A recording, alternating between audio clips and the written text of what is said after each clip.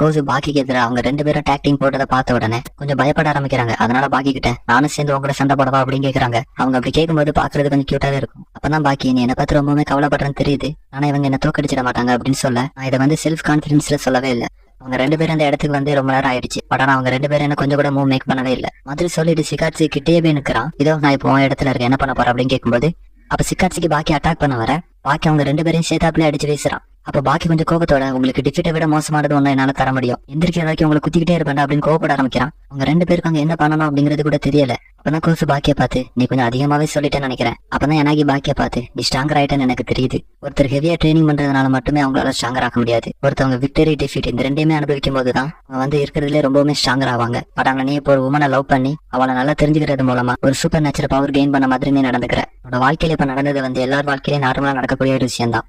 அதனால நீ ஸ்ட்ராங்கர் ஆயிட்டேன்னு நினைக்காத அப்படின்னு மாதிரி சொல்லும்போது எனக்கு இந்த மாதிரி பேசி எதுக்காண்டி டைமை கடத்துறாரு அப்படின்னு பார்க்கும்போது அவர் வந்து அவரோட ரைட் ஹேண்டை வச்சு பாக்கியோட உடம்பு ஸ்டாப் பண்ணிருப்பார்ல. பிகாஸ் அவர் வந்து அந்த ரைட் ஹேண்ட்ல வந்து பாய்சனஸ் டெக்னிக் வந்து ட்ரைனிங் பண்ணிருப்பாரு. அதான் குமிமாட்ஸ்னு சொல்லிருப்பாரு. அந்த கையை வச்சு யாருக்காட்ட ஹிட் கொடுத்தோம்னா உடம்பு வந்து உள்ள இருந்து டீக்காக ஆரம்பிக்கும். ஆனா எதுக்காண்டி அது என்ன ஒர்க் ஆகல அப்படின்ற மாதிரி யோசிச்சுட்டு இருக்கும்போது பாக்கியை ஸ்லிப் பண்ணி எனக்கியோட கிக்ல விளை வச்சிடலாம் அப்படின்னு யோசிப்பாரு. ஆனா லாஸ்ட் அந்த கிக்ல எனக்கே மாட்டிக்கிற மாதிரி ஆகுது. அப்பதான் பாக்கி அவங்க 2 பேரையும் திரும்பவும் அடிச்சு போட கோஸ் அங்க இருந்து பாக்கி ரொம்பவே ஸ்ட்ராங் ஆயிட்டான் அப்படின்னு வச்சுட்டு இருப்பாங்க. அப்பதான் அந்த ஸ்பாட்டுக்கு ஹனயமா வராரு. ஹனயமா பார்த்து கோசு நான் அன்னைக்கு உங்ககிட்ட அந்த மாதிரி பேசினதுக்கு சாரின்னு சொல்லுவா. அப்பதான் ஹனயமா பாக்கிய பார்த்துட்டு இது வந்து எனக்கு கொஞ்சம் அநாயங்கா இருக்குது, இது இவ்வளவுக்குள்ள சேஞ்ச் ஆகினதுக்கு காரணம் அவனுக்கு ப்ரொடெக்ட் பண்றதுக்காண்டி ஒரு பொண்ணு இருக்கா அப்படிங்கிறதுக்காண்டிதான். பாக்கி அவன் ஸ்ட்ராங்கர் ஆகிறதுக்கான வாய்ப்பை வந்து எங்கேயாவது எப்படியாவது தேடி கண்டுபிடிப்பான் அப்படின்னு மாதிரி சொல்லும்போது மாதிரி சொல்லிக்கிட்டு இருக்கும்போதே கோசு அன்னைக்கு லேக்கு கிட்ட இருக்கும்போது ஒன்னு சொல்லிருப்பாங்கல்ல, அதையுமே யோசிச்சு பாக்குறாரு. அந்த இடத்துல கோசு வந்து பர்டிகுலரா இதை சொல்லியிருப்பாங்க. ஓகே பார்த்து ஸ்ட்ராங்கர் ஆகிறதுக்கும் ஒரு லிமிட் இருக்குது, மட்டும் இல்லாம ட்ரூ லவ் கம்பேர் பண்ணும்போது ஸ்ட்ராங்கர் ஆகணும் அப்படிங்கிறது வந்து ஒண்ணுமே இல்லை அப்படின்னு சொல்லியிருப்பாங்க. சோ அதை இங்க நினைச்சு பார்த்துட்டு கோசு கிட்ட நீங்க வின் பண்ணிட்ட அப்படின்னு சொல்லுவாரு. அவ்வளவு பெருசு ஏதோ வளர்த்துட்டு போல அப்படின்னு நினைச்சுப்பாங்க. அப்பதான் ஹனயம்மாவை பார்த்த பாக்கி அவர் கிட்ட வருவான். பாக்கி நான் அவனை பார்த்து ஒரு 5-6 நாள் இருக்குமா, பட் ஆனா அதுக்குள்ள நீ வந்து ரொம்பவுமே ஸ்ட்ராங்கராகவும் ரொம்பவுமே டிஃபரெண்டான ஒரு பர்சனாவும் மாறி இருக்கிற. கேட்ட பாக்கி எனக்கு இனிமே ஸ்ட்ராங்கர் ஆகிறது அப்படிங்கிறது முக்கியமே இல்ல, அதனால என்ன எனக்கு பிடிச்சவங்களையும் ப்ரொடெக்ட் பண்ண முடியுமா அதுவே எனக்கு போதும் அப்படின்னு சொல்லுவான். இந்த மாதிரி அவங்க பேசிட்டு இருக்கும்போது சிகாட்சிக்கு எனக்கு இவங்க 2 பேருமே சண்டை போடுறதுக்காண்டி எதிர்ப்பாங்களா.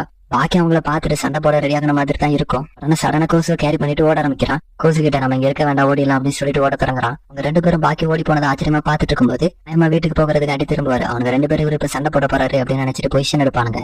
ஒரு எனக்கு இப்ப உங்க கூட சண்டை போட மூடு இல்ல, வீட்டுக்கு போயிட்டு வரேன் அப்படின்னு சொல்லிட்டு கிளம்பிடுவாரு. அப்பதான் மார்ச் மாட்டோ பாக்கி கிட்ட அவங்கள தூக்கிட்டு ஓடிட்டு இருக்கும்போது பரவாயில்லையா நம்ம தப்பிச்சு ஓடிட்டு இருக்கோம் அப்படின்னு கேட்கும்போது வின் பண்ணணும் அவசியம் இல்ல, உன்னை ப்ரொடெக்ட் பண்ணா மட்டும் போதும் அப்படின்னு சொல்லிட்டு அவங்க அந்த இடத்த விட்டு லாங்க ஓட ஆரம்பிக்கிறாங்க. சோ அப்பதான் பாக்கி பாதி சண்டையில ஓடி போயிட்டான். எனக்கு வந்து எதிர்த்து ஃபைட் பண்ணாரு அப்படின்னு சொல்றதை விட இது வந்து ஒன் சைடு ஃபைட்டா தான் இருந்துச்சு. சோ நான் இந்த அளவுக்கு கேவலப்பட்டதே இல்லை அப்படின்னு சொல்லிட்டு அழ ஆரம்பிக்கிறாரு. அப்படியே அங்க அந்த சீனை கட் பண்ணி அன்னைக்கு நைட்டு வந்து ஒரு போட்டை காமிக்கிறாங்க. இந்த போர்ட்ல ஒரு கார்பன் ஷிப் வந்து மிடில் ஈஸ்ட் நோக்கி போக போகுது. அந்த ஷிப்ல டோயில அனுப்பி வைக்கதான் காட்சிமே அங்க வந்திருக்காரு. இவங்க 2 பேருக்குள்ளயுமே ஒரு நல்ல ஃப்ரெண்ட்ஷிப் பாண்ட் வளர்ந்த மாதிரி தான் தெரியுது. அப்பதான் டோயிலே காட்சிமையை பார்த்து நான் மிடில் ஈஸ்ட்டுக்கு போறதுக்கு முன்னாடி எனக்கு உன்னால கராத்தே சொல்லி தர முடியுமா, ஜஸ்ட் ஒரு மூவா இருந்தா கூட பரவாயில்ல, அப்பதான் கராத்தேல பேசிக் மிடில் பஞ்ச் எப்படி பண்ணணும் அப்படிங்கறது சொல்லி கொடுத்துட்டு இதை வந்து டெய்லியுமே 100 டைம்ஸ் பிராக்டிஸ் பண்ணு அப்படின்னு சொல்லிட்டு சொல்லும்போது டோயிலேயும் நான் கண்டிப்பா டெய்லி பண்ணுவேன் அப்படின்னு சொல்லுவான். ஷிப்பு கிளம்புறதுக்கான டைமும் வர டோயிலே போகும்போது அவனுக்கு காட்சிமே அவரோட பிளாக் பெல்ட்டையும் கொடுத்து சென்ட் ஆஃப் பண்றாரு. நெக்ஸ்ட் டைம் அவனை பார்க்கும்போது நீ வந்து ஒரு கராத்தே மாஸ்டரா தான் இருக்கணும் அப்படின்னு சொல்ற மாதிரி இருக்கும். அப்படியே கோஸ்ட் விட்டு ஷிப்பு கொஞ்சம் தூரம் போன பிறகு அவன் இருக்கிற ஷிப்ல இன்னொருத்தர் இருக்கிறதையும் ஃபீல் பண்றான். இந்த ஷிப்புக்குள்ள எனக்கு வந்தாருன்னு தெரியல. எனக்கு டோயிலேவை பார்த்து நீங்க 2 பேரும் பண்ணதை பார்க்கும்போது ஏதோ 2 கப்புள்ஸ் சென்ட் ஆஃப் பண்ணிக்கிற மாதிரி இருந்துச்சு. உன்னை பார்த்தாலே எனக்கு கேவலமா இருக்குது, நீ வந்து எனிமி கூட ஃப்ரெண்ட் ஆயிட்டு இருக்கு அப்படின்ற மாதிரி சொல்லும்போது டோயில அதை பத்தி எதுவுமே கவலைப்படாம கத்தை இவ்வளவு தூரம் சொல்ல வந்தியா. டோயில எனக்கு பார்த்து அவன் கையில இருக்கிற பிளேட வச்சு அட்டாக் பண்ண போக டோயிலோட கண்ணுல ஒரு சாஃப்ட் பஞ்ச் தான் கொடுப்பாரு. அவர் கொடுத்த பஞ்ச் வந்து அந்த அளவுக்கான டேமேஜ் கொடுக்கல அப்படின்னாலும் டோயிலோட கண் பார்வை வந்து காணாம போகுது. நம்ம எப்படி டோயில சமாளிக்க போறோம் அப்படின்னு பார்க்கும்போது எந்த ஒரு சவுண்டுமே இல்ல. ஆனா ஃப்ரெண்ட்ல யாரோ சிகரெட் குடிக்கிற ஸ்மெல் மட்டும் அடிக்குது. 3 மீட்டர் டிஸ்டன்ஸ் இங்க தான் இருக்க அட்டாக் பண்ணலாம் அப்படின்னு ரெடி ஆகிட்டு இருக்கும்போது காமிக்கிறாங்க. அங்க வந்து வெறும் சிகரெட் மட்டும் தான் இருக்கும். எனக்கு அப்படியே டோயில பின்னாடி இருந்து லாக் பண்ண அப்ப நடந்த கலகலப்புல டோயில வந்து அந்த கப்பலை விட்டு வெளியே விடுற மாதிரி ஆகுது. ஆல்ரெடி அவனோட கழுத்துல அந்த பெல்ட்டை வச்சு லாக் பண்ணிருந்தனால கூட கொஞ்சம் நெருக்க ஆரம்பிக்குது. சரி எப்படியோ கஷ்டப்பட்டு மேலே ஏறி வந்தா இந்த இடத்துல ரெடியா எனக்கு ஸ்வாட வச்சுட்டு நிக்கிறாரு. நீ உன்னோட பிரைட லாஸ் பண்ணிட்ட அப்படின்னு சொல்லிட்டு அந்த ஸ்வாட ஸ்விங் பண்ணுவாராம். பட் ஆனா டோயிலோட ஹேண்ட ஃபுல்லா கூட அதால வெட்ட முடியல. அதுக்கு பதில் அவனோட கையை வெட்டனால அந்த ஸ்வாட் வந்து பயங்கரமா டேமேஜ் ஆயிருக்கு. இது எல்லாத்துக்குமே காரணம் டோயில அவனோட உடம்புல ஏதோ ஒரு மெக்கானிசம் செட் பண்ணி வச்சிருப்பான்ல. சோ அதுதான் இந்த அவனோட உயிரையும் காப்பாத்துது. அந்த ஸ்வாட் எடுத்து வெட்டனால அந்த மெக்கானிசம் வந்து டேமேஜ் ஆகி ஒழுங்கா ஒர்க் ஆக மாட்டேங்குது. எனக்கு டோயில விட மண்டையிலே வெட்டிடலாம் அப்படின்னு ஏம் பண்ணும்போது எனக்கு இப்ப கண்ணும் தெரியல, ரேசர்ஸும் ஒழுங்கா ஒர்க் ஆக மாட்டேங்குது அப்படின்னு சொல்லிட்டு அந்த தண்ணிக்குள்ளே விழுந்துருவான். ஆனா அதுக்கடுத்து என்னாச்சு அப்படின்னு நமக்கு தெரியல. பட் ஆனா டொயில உயிர் பொழைச்சு வருவான் அப்படிங்கறத நம்புவோம். இப்பதான் கைஸ் அவன் வந்து திரும்பி வாழலாம் அப்படின்னு நினைச்சிருக்கான். பட் ஆனா டொயில கதை இந்த மாதிரி போக போகுது அப்படிங்கறது நமக்கு என்ன தெரியல. சோ அப்படியே அந்த சீன் அங்க கட் பண்ணி ரஷ்யா சூப்பர் ஸ்டார் அப்படின்னு ஒருத்தனை காமிக்கிறாங்க. இவனை தான் சிக்காட்சிக்கு அவனை அடைச்சு போட்டு இந்த சிலவுல இருந்து தப்பிச்சு வரும்போது காட்லேண்ட் அப்படின்னு ஒருத்தனை கொண்டுட்டு வந்திருப்பானே. அவனை தான் இங்க ஹாஸ்பிட்டல்ல சேர்த்த பிறகு இனிமே முழுசா ரெக்கவர் ஆகல போல. ஆனா ஓரளவுக்கு ரெக்கவர் ஆகி இருக்கிறான். அதே சமயத்துல அந்த பிரிசன் அந்த சிலோ இருக்குல்ல, அந்த ஹீல்ஸ் கிளைம் பண்ணுவாங்கல்ல, அந்த மாதிரியான ஒருத்தனை கூப்பிட்டு வந்து அவனால இந்த இடத்துல இருந்து எந்த ஒரு எக்யூப்மெண்ட் இல்லாம ஏறு மேல போக முடியுமா அப்படின்னு அந்த இடத்துக்கான இன்சார்ஜ் வந்து அவனை கூப்பிட்டு கேட்டுட்டு இருக்காரு. அவனும் அவர்கிட்ட நாங்க அவனும் குரங்கு இல்லனா பள்ளியானலாம் கிடையாது சார், அப்ப இதுக்காக பதில் சொல்லு. இப்ப அந்த இடத்த கிளைம் பண்றதுக்கு எந்த ஒரு டூல்ஸும் இல்லாம எந்த மாதிரியான ஸ்கில் வாங்கிட்டு இருந்தா அவனால கிளைம் பண்ண முடியும் அப்படின்னு கேட்கறாரு. முடியுமா இல்லையா அப்படிங்கறது இங்க முக்கியம் இல்ல. உங்களால ஒரு ஸ்கிரீன் சைஸ்க்கான ஒரு பொருளை சீலிங்ல மாட்டிட்டு பிடிச்சிக்கிட்டே உங்களால ஒரு சின்ன புக்கை படிச்சு முடிக்க முடியும்னா, அப்படி உங்களால படிச்சு முடிக்க முடியும்னாலே நீங்க வந்து ஹியூமனா இருக்க வாய்ப்பே இல்ல. அப்படி முடிஞ்சதுன்னா மேபி கிளைம் பண்ணலாம் அப்படின்ற மாதிரி சொல்லுவோம். நீங்க நைட்டு டோக்கியோல என்ன நடக்குது அப்படின்னு பாத்தீங்கன்னா, காட்சிக்கு டோக்கியோல ஒரு ஸ்ட்ரீட்ல நடந்து போயிட்டு இருக்கும்போது அந்த இடத்துக்கு வந்து ஜாக்ஸி காட்சிக்கு கிட்ட ரெண்டு பேரும் இப்ப ஃபைட் பண்ணலாமா, இங்க வந்து போலீஸ் கொஞ்சம் அதிகமா இருக்கும், அதனால போலீஸ் இல்லாத இடத்துக்கு போகலாம் அப்படின்னு சொல்லிட்டு ஒரு பப்ளிக் டாய்லெட்ல வச்சு சண்டை போடலாம் அப்படின்னு முடிவு பண்றானுங்க. இப்பதான் ஜாக்ஸி காட்சிக்கு அடிக்கலாம் அப்படின்னு போகும்போது காட்சிக்கு மேல தீ பிடிச்சிக்கிச்சுன்னா இதுக்காண்டி ஒன்னு செட் பண்ணி வச்சிருப்பாங்கல்ல, அதை பிடிச்சிக்கிட்டு ஒரு கிக்கு கொடுக்குறான். ஜாக்கோ நீ எவ்வளவு நேரம் தான் தொங்கிட்டு இருக்கேன்னு பாப்பவன் அப்படின்னு சொல்லிட்டு கிட்ட நெருங்குவான். பட் ஆனா சிக்காட்சிக்கு கிட்டே விட மாட்டான். அப்பதான் சிக்காட்சிக்கு மறுபடியும் கிக் பண்ணும்போது ஜாக் அந்த காலை பிடிச்சுப்பானா. இது மட்டும் இல்லாம அவனை இழுக்கவும் ஆரம்பிக்கிறான். ஆனா இந்த மாதிரி ஒரு சின்ன எஜ்ஜு மாதிரியான பொருளை பிடிச்சிருந்தா ஈஸியாவே விட்டுருவான். உடனே அந்த பொருளே பெய்ய ஆரம்பிக்குது. ஆனா சிக்காட்சிக்கு அதை விட்டு வர மாதிரியே தெரியல. அவனோட ஃபிங்கர் ஸ்ட்ரென்த் வந்து அந்த அளவுக்கு பயங்கரமா இருக்குது. அப்பதான் ஜாக் ஒரு பஞ்சு கொடுத்து அடிச்சுக்கிட்ட சிக்காட்சிக்கு அதை பிச்சுட்டு போய் தூரமா போய் விழுவான். அப்பதான் பப்ளிக் பூத்துல ஒருத்தன் என்னோட லவர் கிட்ட என்னோட போன் வந்து பேட்டரி டை ஆயிடுச்சு, அதனாலதான் சொல்ல அவன் வாய்ஸ் என்னால கேட்காம இருக்க முடியல. இப்ப பாரு என்னோட போன் பேட்டரி டை இருந்தாலும் அவன் வாய்ஸ் கேட்கணும் அப்படிங்கறதுக்காண்டி பப்ளிக் பூத்ல இருந்து கால் பண்ணிட்டு இருக்கிறேன். மாதிரி உருட்டு விட்டுறத அந்த பொண்ணுமே கண்டுபிடிச்சிட்டா. அப்படிலாம் இல்ல சொல்ல அப்படின்னு சொல்லி அவன் சமாளிச்சுட்டு இருக்கும்போது பூத்தை விட பெரிய சைஸ்ல ஒருத்தன் உள்ள வருவானா. உள்ள வந்து சிக்காட்சியை பார்த்து அவன் ஸ்டன்னாயி நிக்க ஆரம்பிக்கிறான். ஒருத்தன் மட்டும் வந்தா பரவாயில்ல, ஜாக்குமே உள்ள வந்து நிக்கிறான். அவன ஒரு புழு மாதிரி நடுவுல நிக்க விட்டுட்டானுங்க. அவனோட லவர் அங்க இருந்து ஷோ ஏதாட்ட பிரச்சனையா அப்படின்னு கேட்கும்போது ஏமா ஏதாட்ட பிரச்சனையாமா கேட்கிற அப்படின்னு சொல்றது ஃபர்ஸ்ட் ரீசன் எதுக்காண்டி சிக்காட்சிக்கு இந்த பூத்துக்குள்ள ஜாக் லூர் பண்ணி கொண்டு வரணும் அப்படிங்கிற ஒரு டவுட் வந்து நம்ம எல்லாருக்குமே இருக்கும். ரீசன் என்னன்னு பாத்தீங்கன்னா ஜாக்கோட ஹைட் தான். பூத்துக்குள்ள அவன் இருக்கும்போது அவனால கம்ஃபர்டபுளா சண்டை போட முடியாதுல்ல. சோ அதை அட்வான்டேஜ் யூஸ் பண்ணி சிக்காட்சி வந்து ஜாக் பயங்கரமா அடிக்க ஆரம்பிக்கிறான். இவங்க ரெண்டு பேரும் சண்டை போடுறத பார்த்து அந்த மூணாவது ஒருத்தன் உள்ள இருப்பானே பயத்துல அந்த இடத்துலயே உட்காந்துருவான். அப்பதான் ஜாக் அந்த பூத்தோட டோரை திறந்து விட்டுட்டு ஒரு பஞ்சு கொடுக்க அந்த பூத்தே அப்சைட் டவுன் ஆகிருது. அவ்வளவுதான் அந்த இடத்துல வந்து சிக்காட்சிக்கு அன்கான்சியஸ் ஆகிறான். மட்டும்தான் ஆனா அப்படி பாத்தீங்கன்னா அவன் மட்டும் கிடையாது, எதுவும் தெரியாத ஒருத்தன் உள்ள மாட்டிக்கிட்டான்ல, அவனும் அந்த இடத்துல அன்கான்சியஸா தான் இருக்கிறான். எல்லாம் முடிஞ்சு ஜாக் வெளியே வரும்போது அந்த இடத்துக்கு இகாரி வாரான். இகாரி யாருன்னு கேட்டீங்கன்னா சிக்காட்சிக்கு கூட இதுக்கு முன்னாடி அவன் வம்பு எடுத்திருப்பான். அதுவும் ஒரு ஹோட்டல்ல இவன் வந்து யாக்குவாட்ட பேசிட்டு இருக்கும்போது அது மட்டும் இல்லாம முக்கியமா அவரோட ஃபேஸ்ல கூட பிஸ் அடிச்சு கூட விட்டுருப்பான். படம் லாஸ்ட் அவர் கழுத்துல அந்த அளவுக்கு ரத்தம் வந்த பிறகு அவர் டெத் ஆயிட்டாரு அப்படின்னு நினைச்சேன். சிக்காட்சிக்கே படி வாங்குறதுக்காண்டி அவர் ஜாக்கி கிட்டே ஹெல்ப் கேட்டு இந்த அளவுக்கு பண்ணிருக்காரு. அந்த பூத்துல அடிபட்டு இருக்கிற சிக்காட்சிக்கு அந்த பூத்தோடய சேர்த்து கட்டி ஒரு ட்ரக்ல ஏற்றி கொண்டு போயிட்டு இருக்காங்க. உள்ள இருந்து சிக்காட்சிக்கு ஃபைனலா கான்சியஸ் வந்த பிறகு சுத்தி பாக்குறான், ஃபுல்லாவே டார்க்கா தான் இருக்குது. என்ன ஏதோ வண்டியில தான் தூக்கி கொண்டு போயிட்டு இருக்காங்க. நான் இப்ப அப்சைட் டவுனா இருக்கிறேன். இந்த மாதிரியான தாட்ஸோடைய சிக்காட்சிக்கு உள்ள இருக்கும்போது ஃபைனலா அவனை கொண்டு போற ட்ரக்குமே நிக்குது ஒரு இடத்துல. அடைச்சு வச்சிருந்த கண்டெய்னர் திறக்க வெளியே இருந்து லைட் வந்து பளிச்சுன்னு உள்ள வர ஆரம்பிக்குது. அது மட்டும் இல்லாம பயங்கரமா கிரௌடு கத்துற சத்தம் எல்லாம் கேட்டு சிக்காட்சிக்கு நம்ம எங்க இருக்கோம் அப்படின்னு யோசிச்சுட்டு இருக்கும்போது இந்த டோர் வந்து ஃபுல்லா திறக்க அவன் வந்து அந்த கொலசியம் அண்டர் கிரவுண்ட் அரைநிலை தான் இருக்கிறான். சுத்தி ஃபுல்லா கிரௌட், ஆயிரக்கணக்கான மக்கள் வந்து மேட்ச் பாக்குறதுக்காக இங்க வந்திருக்காங்க. சிக்காட்சிக்கு அந்த பூத்துல இருந்து ஜாக்கும் வெளியே வர சொல்றான். ஆனா அந்த இடத்துக்கு யாக்குவா வராரு. யாக்குவா ஸ்ட்ரெயிட்டா சிக்காட்சி கிட்ட வந்து சிக்காட்சிக்கு உனக்கு இந்த இடத்துல ஃப்ரீயா இருக்கிறதுக்கு எல்லா உரிமையும் இருக்குது. நீ வந்து இந்த ஃபைட்ல ஜெயிக்கிறது இல்ல தோல்வியை ஒத்துக்கிறது, நான் அந்த அரேனா விட்டு தப்பிச்சு ஓட போறேன் அப்படின்னாலும் உனக்கு உரிமை இருக்குது. அரேனாக்கான ரூல் வந்து சிம்பிள் தான், வெறும் கையில சண்டை போட போறீங்க. ஆனா நீ இந்த ரூலை ஃபாலோ பண்ணனாலும் பண்ணலாம், பண்ணாம இருக்கலாம். இங்க இருக்கிற ஆடியன்ஸ் எல்லாருக்குமே நீ வந்து ஒரு டெத் ரோ பிரிசனர் அப்படிங்கிறது தெரியும். எல்லாருமே இங்க எக்ஸைட்டடா இருக்கிறதுக்கு காரணமே நீங்க ரூலை பிரேக் பண்ணுவ அப்படிங்கிறதுக்காக தான். அதான் யாக்கு ஒரு விஷயம் சொல்றாரு, பண்றதுக்கான இடம் வந்து இதுதான் அப்படின்னு கிடையாது, எங்க வேணாலும் ஃபைட் பண்ணலாம், இல்ல இப்போ இந்த இடத்துல கூட ஃபைட் பண்ணலாம் அப்படின்னு சிக்காட்சிக்கு ஒரு மாதிரி பாக்குறாரு. வந்து நாங்க ஃபேரா இல்ல நினைக்கிறியா, ஆனா ஃபைட் வந்து ஆல்ரெடி ஸ்டார்ட் ஆயிடுச்சு அப்படின்னு சொல்லிட்டு அந்த இடத்தோடு கிளம்ப ஆரம்பிக்கிறாரு. எதுக்காண்டி யாக்கு அந்த வேடை மட்டும் கொஞ்சம் அழுத்தி சொன்னாரு அப்படின்னு உங்களுக்கு தோணி இருக்கும். இதுக்கு முன்னாடி யாக்குவா இகாரி கூட இருந்து ஹோட்டல்ல சாப்பிட்டுட்டு இருக்கும்போது இகாரி ஸ்பான்சர் பண்ணி கொண்டு வந்தவன இந்த ஹோட்டல்லே வச்சு பயங்கரமா அடிச்சு போட்டுருப்பான் சிக்காட்சிக்கு. இந்த இடத்துல வச்சுதான் சிக்காட்சிக்கு என்னை பொறுத்த வரைக்கும் அண்டர் கிரவுண்ட்ல நடக்குது இல்ல இந்த மாதிரியான மேட்ச் எல்லாம் ரிஹர்சல் மாதிரி தான் அந்த மாதிரி சொல்லியிருப்பான். இப்போ அதுதான் அவனுக்கு பேக் ஃபேர் ஆகி நடக்குது அப்படின்ற மாதிரி சொல்றாங்க. சிக்காட்சிக்கு ஜாக்கோட கட்டிங்ஸை பார்த்து அழுல இருக்கிறான். இதுல இந்த மாதிரியான மேட்ச் எல்லாம் ரியல் டீல இல்லாத மாதிரி பேசியிருப்பான். ஜாக் சிக்காட்சி கூட ஃபைட் பண்றதுக்கு முன்னாடி உனக்கு வந்து ஒரு குட் நியூஸ் இருக்குது. இந்த அரேனால நடக்கக்கூடிய மேட்ச்ல நீ ரூல்ஸை பிரேக் பண்ணாலும் உன்னை வந்து வெளியே அனுப்ப மாட்டாங்க அப்படின்ற மாதிரி சொல்ல ஆடியன்ஸ் எல்லாம் பயங்கரமா கத்திட்டு இருப்பாங்க. சிக்காட்சிக்கு அந்த அரேனால இருக்கிற ஒரு டைனோசர் மாதிரி கொடுக்குற ஸ்கிரீனுக்கு இருந்த ஆடியன்ஸ் எல்லாம் கப்பு சிப்புன்னு ஆயிருவாங்க.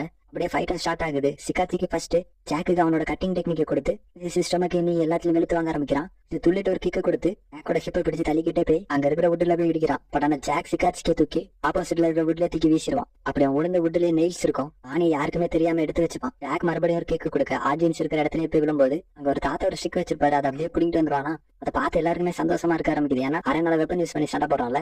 ஸ்டிக்குமே பாக்குறதுக்கு ஸ்பேர் மாதிரி இருக்குமா. தூக்கி ஜாக்கோட வயிற்றுலயே குத்துனா ஒரு ரியாக்ஷனும் கொடுக்க மாட்டான். அவன் கையை வச்சு அந்த ஸ்டிக்கை பிச்சு போட்டுருவான். அப்ப அவன் கையில ஒரு ஆணி இருக்கும். அதை தூக்கி அவனோட ஃபேஸ் நோக்கி வீச ஆணிய வாயிலேயே மென்னு துப்பிட்டு சரி அவங்களோட லேண்ட் கொஞ்சம் போர் அடிச்சுட்டு இதே இப்ப சப்ஸ்டியூட் ஒருத்தர் வருவான் அவங்க கூட சேர்ந்து விளையாடு அப்படின்னு சொல்லிட்டு இந்த இடத்த விட்டு கிளம்ப ஆரம்பிச்சிருவான். அந்த இடத்த விட்டு லீவ் ஆக காயா அப்படின்னு ஒருத்தர் அந்த இடத்துக்கு வரான். இவன் இந்த மாதிரியான ஃபைட்டிங் டெக்னிக்ல ஸ்பெஷலிஸ்ட் அப்படின்னு பாத்தீங்கன்னா என்வரான்மெண்ட் சூழ்நிலை இருக்குல்ல அதை யூஸ் பண்ணி சண்டை போடுறதுல ஒரு பயங்கரமான ஸ்பெஷலிஸ்டா.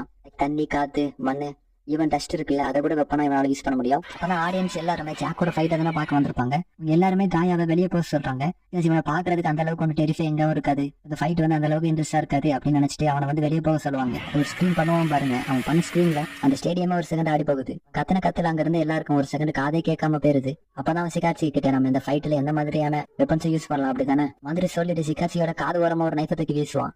சிக்காச்சிங்க அடிக்க போன ஒரு கன் எடுத்து தரையிலே சுடுவான். சிக்காச்சிங்க வரைஞ்சு நிக்க நீ ஒன்னும் கவலைப்படாத. ப்ரிப்பேர்ட் வெப்பன்ஸ் எல்லாம் யூஸ் பண்றது வந்து மார்ஷல் ஆர்ட்ஸ் பொறுத்த வரைக்கும் ஒரு டிஸ்கிரேஸ்ஃபுல்லான விஷயம் தான். சோ அதனால நான் இந்த மாதிரியான வெப்பன்ஸ் எல்லாம் யூஸ் பண்ண போறது இல்ல. அதுக்கு பதிலா என்ன சுத்தி இருக்கிற இந்த என்வரான்மெண்ட் தான் யூஸ் பண்ண போறேன் அப்படின்னு சொல்லிட்டு சிக்காச்சியை நோக்கி மண்ணை வாரி வீசுறான். மண்ணை தான் நபரை வாரி வீசினா இதுல நபரம் ஸ்பெஷல் இருக்கு அப்படின்னு கேட்டீங்கன்னா சிக்காச்சியோட உடம்பு பாத்தீங்கன்னா தெரியும். ஏதோ ஷார்ட் கன்ல அடி வாங்குற மாதிரி அந்த உடம்புல மண்ணு பல்லு எல்லாமே குத்தி இருக்குது. ஆனா சிக்காச்சிக்கு ஆச்சரியமா இருக்கும்போது சிக்காச்சிக்கு கிட்ட எக்ஸ்பிளைன் பண்ண ஆரம்பிக்கிறான். நீ என்கிட்ட ஒரு ஸ்பூன் வாட்டர் தந்தாலுமே கூட என்னால அதை வந்து ஒரு வெப்பனா மாத்த முடியும். அப்படிங்கிறப்ப இந்த இறைநாள் இருக்கிற மண்ணை பார்த்தனா முன்னாடி இந்த இறைநாள் எத்தனை ஃபைட் நடந்திருக்கும். அதுல எத்தனை பேரோட பல்லு நாகம் எல்லாமே இந்த மண்ணில தான் சிந்தி இருக்கும்ல. அப்படிங்கிற பட்சத்துல இந்த மண் அப்படிங்கிறது என்ன பொறுத்த வரைக்கும் ஒரு பயங்கரமான வெப்பன் தான். இந்த மாதிரி சிக்காச்சி கிட்ட அவன் எந்த அளவுக்கு கேப்பபிளான ஒரு ஆளு அப்படிங்கறத சொல்றான். கோரி சிக்காச்சிக்கை நோக்கி கன்சிஸ்டன்சியா வீசிக்கிட்டே இருக்கும்போது சிக்காச்சியால எதுவுமே பண்ண முடியல. பிகாஸ் அவனை சுத்தி ஏதோ 10 பேர் ஷார்ட் கன்ல இருந்து சுட்ட மாதிரி அவனோட உடம்புல வந்து அவ்வளவு காயம். ஆனா உண்மையான ஷோவை இப்பதான் ஸ்டார்ட் ஆக போகுது அப்படின்னு சொல்லிட்டு காயா அவனுக்கு கீழே இருக்கிற மண் எல்லாத்தையும் மேல தூக்கி வீச ஆரம்பிக்கிறான். அதனால அவங்க இருக்கக்கூடிய ஸ்டேடியத்தை சுத்தி ஃபுல்லாவே டஸ்ட் கிளவுட் ஆக ஆரம்பிக்குது. அதனால யாராலையுமே காயாவை பார்க்கவே முடியல. அப்படியே அந்த டஸ்டும் குறையும் போது அந்த இடத்துல இருந்து காயாம வேனிஷ் ஆகுறான். இது என்ன மாதிரியான டெக்னிக் தான் அப்படின்னு சிக்காச்சிக்கு யோசிச்சுட்டு இருக்கும்போது பார்த்துட்டு இருந்த ஆடியன்ஸ் என்ன காணாம போயிட்டானா அப்படின்னு ஆச்சரியப்பட ஆரம்பிக்கிறாங்க. ஒரு செகண்ட் சிக்காச்சி கிட்ட அவனோட பாடியை ஷோ பண்ணும்போது கமுஃப்ளாக் அப்படிங்கிற ஒரு டெக்னிக் யூஸ் பண்றான் அப்படிங்கிறது தெரிய வருது. நீங்க வந்து ஆர்மியில எல்லாம் சில ரீல்ஸ்ல கூட நம்ம பார்த்திருப்போம். சிம்பிளா நம்ம சுத்தி இருக்கிற என்வரான்மெண்ட் எல்லாம் பேக்ரவுண்ட் இருக்குல்ல அதுக்கு ஒத்து போற கலர்ல நம்ம இருக்கும்போது நம்மளும் அந்த என்வரான்மெண்ட் கூட அட்டாச் ஆகி நம்ம அங்க இருக்கிறோம் அப்படிங்கறதே யாருக்கும் தெரியாது இல்லையா. அந்த மாதிரியான ஒரு பிம்பத்தை உருவாக்கக்கூடிய டெக்னிக் தான் கமுஃப்ளாக் அப்படின்னு சொல்லுவாங்க. இதை வந்து ஆர்மியில தான் அதிகமா யூஸ் பண்ணுவாங்க. இந்த டெக்னிக் யூஸ் பண்ணி சிக்காச்சியோட மூக்கை பிடிச்சு இழுத்து விட்டு டீஸ் பண்ணி விளையாட ஆரம்பிக்கிறான். அப்பதான் சிக்காச்சிக்கு கோபத்தோட நீ ஒரு ஆம்பா மாதிரி ஃபைட் பண்ண மாட்டேங்கிற அப்படின்னு சொல்லி கத்தும்போது ஆம்பளை என்ன கேட்கிற அப்படின்னு சொல்லிட்டு சிக்காச்சியோட பால்ஸ்லயே ஒரு கிக்கு கொடுத்துட்டு தூரத்துல போய் நின்று வந்து ஷோ பண்ண ஆரம்பிக்கிறான். சிக்காச்சிக்கு நம்ம இங்க என்ன பண்ணிட்டு இருக்கோம்னு நினைக்கிறேன். நம்ம வந்து போர் பண்ணிட்டு இருக்கோம். உனக்கும் எனக்கு இடையிலான ஒரு பேட்டில் யாரு சர்வே பண்ணி உயிரோட இருக்கிறா அப்படிங்கறதுதான் முக்கியம். இது ஒன்னும் மார்ஷல் ஆர்ட்ஸ் கிடையாது அப்படின்ற மாதிரி அவன் சொல்லும்போது அதனால புரிஞ்சுக்க முடியாது. இது வந்து ஒரு நார்மலான ஃபைட்டா இருக்க போறது இல்ல. வேனிஷான காயா சிக்காச்சி கிட்ட நான் உனக்கு பயத்தோட வழி என்னன்னு காமிக்க போறேன் அப்படின்னு சொல்லும்போது அதனால சீனை கட் பண்ணி யனாகி பார்க்ல யாருக்காக வெயிட் பண்ணிட்டு இருக்கிற மாதிரி இருக்குது. யாரை யனாகியை சேலஞ்ச் பண்ணி பார்க்குக்கு வர சொல்லியிருக்காங்க. அப்படியே ஷிபுகாவா காமிக்கும் போது ஷிபுகாவா வந்து யனாகி நம்மளோட பல நாள் பகையை நம்ம தீர்த்துக்கலாம் அப்படின்னு சொல்லிட்டு யனாகி இருக்கிற பார்க்க நோக்கியா நடந்து வந்துட்டு இருக்காரு. இது மூலமாவே நமக்கு தெரியுது அது சேலஞ்ச் லெட்டர் ஷிபுகாவா தான் அனுப்பியிருக்காரு அப்படிங்கிறது. அப்படி அவர் நடந்து போயிட்டு இருக்கும்போது அவர் நடந்து போயிட்டு இருக்கிற பாதையை பெரிய கேட்டை வச்சு அடைச்சிச்ச மாதிரி இருக்குது. அப்பதான் ஷிபுகாவா வந்து இதுக்கு முன்னாடியே நடந்த மாதிரி இருக்குது அப்படின்னு யோசிக்க ஆரம்பிக்கிறாரு. என்ன அப்படின்னா நான் சிம்பிளாவே சொல்லிடுறேன். கேட் வந்து ஷிபுகாவாக்கு வந்து ஒரு வார்னிங் கேட் மாதிரி. இப்ப வந்து அவர் யாரு கூட ஃபைட் பண்ண போறாரு அப்படிங்கும்போது டிஃபீட் காத்திருக்கான். இந்த மாதிரியான தடங்கள் வந்து அவருக்கு அந்த மாதிரி அப்பியர் ஆகும். இந்த மாதிரி தான் அவருக்கு ஃபைனல் டோர்னமெண்ட்ல ஜாக் கூட சண்டை போடுறது மாதிரி அப்பியர் ஆயிருக்கு. ஏத்த மாதிரி அந்த ஃபைட்ல அவர் தோற்றும் போறாரு. அதனால அவர் இந்த கேட்டை விட்டு கடந்து போலாமா வேணாமா அப்படின்னு யோசிச்சுட்டு வராரு. அந்த சின்ன கட் பண்ணி நம்ம அரைநாள மேட்சை பார்த்தோம்னா அரையதுக்கு முன்னாடி வேற அப்படி சொல்லிட்டு போயிட்டானா சிக்காச்சிக்கு வந்து ரொம்ப பயத்துல இருக்கிறான். ஹியூமன்ஸ் அப்படின்னாலே கண்ணுக்கு தெரியாத ஒரு விஷயம் நம்ம அட்டாக் பண்ணும்போது பயம் அப்படிங்கிறது இருக்கதானே செய்யும். இப்ப அந்த பயம் தான் நம்ம சிக்காச்சிக்கு இருக்குது. நம்ம சிக்காச்சியோட ஃபேஸ்ல ஒரு பஞ்சு விட அவனோட ஃபேஸ் வந்து பயங்கரமா ப்ளீட் ஆக ஆரம்பிக்குது. நெக்ஸ்ட் அவனோட லெக்ல ஒரு கிக் பயங்கரமா துடிக்க ஆரம்பிக்கிறான். இதை இப்படி இருந்தா அவங்க கூட நான் எப்படி சண்டை போடுறது அப்படின்னு யோசிச்சுட்டு இருக்கும்போது அவனோட காதையும் செஸ்டே ராய் விடுவானா. என்னாச்சு அவன் அட்டாக் பண்ண மாட்டேங்கிறான். இந்த மாதிரி சிக்காச்சியை டீச் பண்ணிக்கிட்டே இருக்கும்போது அவனுக்கு ஒரு மெசேஜ் வச்சிருக்கா. அது என்ன தெரியுமா? நான் நினைச்சேன் உன்னை எப்பனாலும் கொல்ல முடியும் அப்படின்னு சொல்றதே அந்த சீனுக்கு கட் பண்ணி மறுபடியும் ஷிபுகாவா தான் காமிக்கிறாங்க. ஏன்டா ஒரு ஃபைட் ஒழுங்கா காமிக்க மாட்டேங்கிறீங்க அப்படின்ற மாதிரி தான் எனக்கு இருக்குது. ஒன்னா ஷிபுகாவாக்கு அவரோட மாஸ்டர் ஒன்னு சொன்னதை ஞாபகம் வருது. மார்ஷல் ஆர்ட்ஸ் இன்எக்ஸ்பீரியன்ஸா இருக்கிறவங்க தான் நீங்க பத்தி பேசுவானுங்க. ஆனா உனக்கு பிரச்சனை இல்ல. ஆனா பீட் பண்ண முடியாத ஆப்பனன்ட் கிட்ட கூட உன்னால போக முடியாது. அப்படி இருந்த நீ போகணும் ட்ரை பண்ற. ஆனா அவங்க ஒன்ன விட ரொம்பவுமே பவர்ஃபுல்லா இருந்தாங்க அப்படின்னா உன்னால அவங்க கிட்ட கூட நெருங்க முடியாது. சோ அதை நினைச்சு பார்த்துட்டு அந்த கேட்டையும் கடந்து வராரு. வந்து ஒன்னு ரியலான கேட் கிடையாது. பட் ஆனா அது வந்து ஒரு விஷன். அவரோட மைண்ட்ல வந்து ஒரு இன்ஸ்டிக்ட். நீ வந்து தோத்துருவ போனா உனக்கு மிகப்பெரிய ஆபத்து இருக்கு. அதை தடுக்கிற விதமா இந்த மாதிரியான இலிஷன் அவருக்கு தோணுது. அந்த கேட்டை கடந்து வந்தாச்சு. அதுக்கப்புறம் ஒண்ணு இருக்காதுன்னு பார்த்தா அவர் நடந்து போகக்கூடிய பாதையில ஃபுல்லாவே தண்ணி இருக்கிற மாதிரி. சோ அவரும் யோசிக்க ஆரம்பிக்கிறாரு. இந்த மாதிரியான டேஞ்சர் நமக்கு காத்துட்டு இருக்கோம். பார்க்கல எனக்கு காத்துட்டு இருக்காருல. அப்ப அந்த இடத்துக்கு மொட்டோபி அப்படிங்கிற ஒருத்தர் வராரு. இவர் வந்து மொட்டோபி அப்படிங்கிற ஒரு ஸ்டைல யூஸ் பண்ணி சண்டை போடக்கூடிய மாஸ்டரா இருக்காரு. அப்ப எனக்கு அவர் வாயில வச்சிருந்த சிகரெட்டை நோக்கி வீசும்போது வச்சிருந்த ஸ்வாடாலேயே அந்த சிகரெட்டை 2 துண்டா ஆக்குறாரு. சோ இது மூலமாவே இவர் வந்து வெப்பன்ஸ் யூஸ் பண்ணி எந்த அளவுக்கு எஃபெக்டிவா சண்டை போடுவாரு அப்படிங்கிறது தெரியுது. சரி, இப்ப நம்ம 2 பேரும் சண்டை போடலாமா அப்படின்னு சொல்லிட்டு அவர் கையில இருந்த ஸ்வாட எனக்கையோட கை ஏரியால தூக்கி வீச ஒரு செயின் மாதிரியான வெப்பன் இருக்கும். அதை தூக்கி ஒரு கால லாக் பண்ணி இழுத்து விட்டுருவாராம். ஆனா அவர் எனக்கு பார்த்தேன், நான் என்ன ஸ்வாட்ல மட்டும் தான் ஸ்பெஷலிஸ்ட் மேட்சியா, எல்லா வெப்பன்ஸ்லயும் மாஸ்டர் பண்ணிருக்கேன். இவர் சொல்லிட்டு இருக்கும்போது அந்த செயினை மறுபடியும் சுத்தி நாயோட சீக்கு இருக்குல்ல அதே பிச்சு எடுத்துருவாரு. அப்படியே அந்த சீனை கட் பண்ணி அரை நாள் ஃபைட்டை பார்க்கும்போது கேட்சியோட காலிலே ஒரு கிக்கு விழுது. ஆனா இந்த தடவை அவன் காலில் இருக்கிற சரியா பிக்கிற அளவு அட்டாக் வந்து ஸ்ட்ராங்கா இருக்கு. அவ்வளவுதான், ரியலா அட்டாக் பண்ண ஆரம்பிச்சிட்டான். இப்ப சிக்காட்சியோட கண்ணில் அட்டாக் பண்ணி அவரோட கண்ணை பிளைன் பண்ணி மட்டும் விட்டது இல்லாம இனிமே நான் மறைஞ்சிருக்க வேண்டியதுக்கான அவசியம் இல்ல. அகைன் மறுபடியும் சிக்காட்சியோட பாலையை பிரேக் பண்றான். புரியுதா ரஷ்யன், என்னோட அட்டாக் ஒவ்வொன்று 10 செகண்டுக்கு ஒருக்கா வரும். இதுக்கான அர்த்தம் என்ன உனக்கு புரியுதா? டார்க்னஸ்ல இருந்து நீ கவுண்ட் பண்ண வேண்டியதான் உன்னோட வேலை. அவனோட 10, 9, 8, 7, 6, 5, 4 மாதிரி கவுண்ட் கிட்ட வர சிக்காட்சியோட ஃபேஸ்ல பயம் வர ஆரம்பிக்குது. சிக்காட்சிக்கு பயத்துல எந்த சைட்ல இருந்து அட்டாக் வரப்போகுது, எந்த சைட்ல இருந்து வரப்போகுது அப்படின்னு பதட்டத்திலே இருக்கும்போது ஃபைனலா அவனோட ஃபேஸ்ல ஒரு கிக்கு விழாம். நெக்ஸ்ட் கவுண்ட் வந்து கிட்ட நெருங்க சிக்காட்சி கண் மூடித்தனமா சுத்தி குத்த ஆரம்பிக்கிறான். சடனா அவனோட சிங்கிலே ஒரு நீக்கிக்கு விழாம். நமக்கே சிக்காட்சியோட நிலைமையை பார்க்கும்போது பாம்போலதான் இருக்கும். இந்த ஃபைட்டை பார்க்கும்போது என்னால அதை ஃபீல் பண்ண முடிச்சு கைஸ். முடிஞ்ச இந்த எபிசோட மட்டுமே நெட்ல பார்க்க முடிஞ்சா பாருங்க. லிட்டரலி அவ்வளவு சூப்பரா இருக்கும். நெக்ஸ்ட் கவுண்ட் சிக்காட்சிக்கு அவனோட காரை பொத்திட்டு உட்கார ஆரம்பிக்கிறான். மூக்கு அதை பார்த்துட்டு என்னது சிக்காட்சிக்கு பயப்படுறான்னு அவருமே ஆச்சரியப்பட ஆரம்பிக்கிறாரு. இந்த மாதிரி ஒவ்வொரு கவுண்டனுக்குமே பேக் ஹெட்ல ஃபேஸ்ல கிக்கு விழ அவனோட பார்த்தாலே தெரிய முடியும் சிக்காட்சிக்கு எந்த அளவுக்கு பயத்துல இருக்கான் அப்படின்னு. பையனாடி சிக்காட்சிக்கா அவனோட தோல்வியை ஒத்துக்கிறான். என்னை மனுச்சு விட்டுருங்க அப்படின்னு அவன் கதற வர செய்யறான். எப்படி இருந்தா மனுஷனை எப்படி மாத்தி விட்டானுங்க. அக்குக்கோவும் மேட்ச் ஓவர் அப்படின்னு அறிவிக்க அவ்வளவுதான், அந்த மேட்ச் வந்து செட்டில் ஆகுது. அப்படியே அந்த சீன் இங்க கட் பண்ணி பார்க்கும்போது நாங்க எப்பவுமே அவர் கையில சிக்கல வச்சுட்டு தான் சுத்துவார போல. அவர் கையில இருந்து அந்த 2 சிக்கலையுமே எடுத்து சுத்த ஆரம்பிக்கிறாரு. ஆனா மொத்தாபே அதை கண்டுக்கிடாம அப்படியே நிக்க ஃபைட் பண்ண வர மாட்டேங்கிற, உனக்கு என்னடா ஆச்சு அப்படின்னு கேட்கும்போது எனக்கு மறுபடியும் அந்த சிக்கலை எடுத்து சுத்த ஆரம்பிக்கிறாரு.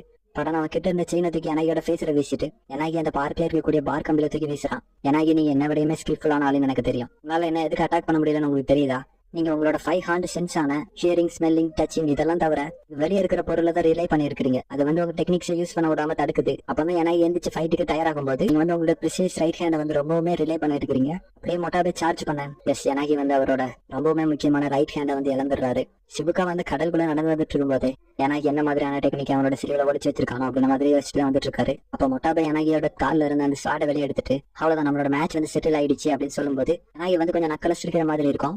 எனாகி மொட்டாபே உனக்கு கொஞ்சம் பின்னாடி பாருங்க அப்படின்னு சொல்ல அப்படி நிக்கிறது யாரு பீஸ்ட். நம்மாவை பார்த்ததுமே மொட்டாபே யூச்சிரோ அப்படின்னு கத்த மொட்டாபே பார்த்து என்ன பைத்தியமா அப்படின்னு சொல்லிட்டு இந்த ஸ்வாட் ஏதோ கிட்கேட் மாதிரி பேச்சு போட ஆரம்பிக்கிறாரு. அப்படியே அங்க அடிபட்டு இருக்கிற எனாகி கிட்ட வந்து நீ தோத்துட்டேன்னு சொல்ல அதோட அந்த எபிசோட் வந்து எண்ட் ஆகுது.